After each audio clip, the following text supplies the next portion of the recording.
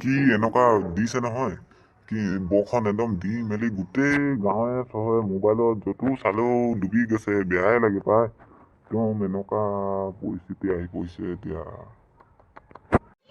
Papa বৰষুণ এনেকুৱা দিছে নহয়, এই টিভিত চাইছিলোঁ মই।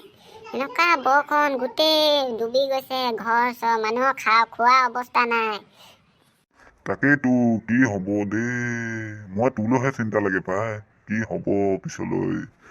আমিতো বেছি দিন নাথাকিমেই, তোৰহে কি হয় সেইটোহে চিন্তা আৰু। মুনু বাপেক শুনিছেনে? কি কৰিছে বাৰু? এইফালে আহকচোন, এইফালে আহক। কি হ'ল কোৱা কি হ'ল? ইমান চিঞৰ টানি মৰিছা যে? মই ঘৰতে আছোচোন, ক'তো যোৱা নাই নহয়। দেখিছা এনেকুৱা বতৰ চলি আছে, এনেকুৱা বৰষুণ বতৰত ক'ত ওলাই যাবা?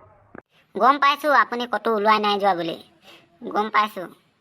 মই মুনুৰ লগত কথা পাতি আছিলো। দেখিছাই বানপানীত ঘৰ চৰ ডুবি গৈছে, মানুহ অৱস্থা নাই, থাকিবলৈ জেগা নাই, ঘৰ ডুবি একদম পানী হৈ গৈছে চবফালে।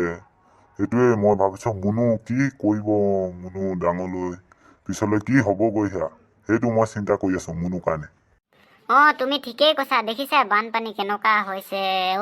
একদম চাবই নোৱাৰি। আমাৰ আইতাৰ দিনতনো এনেকুৱা নহৈছিলে নহয়। আমাৰ আইতাৰ দিনত এনেকুৱা নহয়, এতিয়াহে একদম এনেকুৱা বানপানী, বান ভাঙি আনিছে পুৰা, দেখিছাই?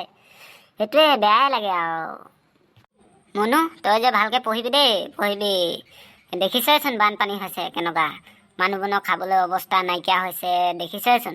ভালকৈ পঢ়িবি দেই তই। আমি এতিয়াতো এনেও থাকিম না নাথাকিম, কেইদিন নাথাকিম, তইহে থাকিবি, ভালকৈ থাকিবি দেই।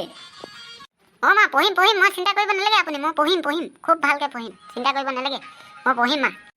দে ভালকৈ পঢ়িবি দে, ডাঙৰলৈ উন্নতি কৰিবি দেই, ভালকৈ পঢ়িবি দে।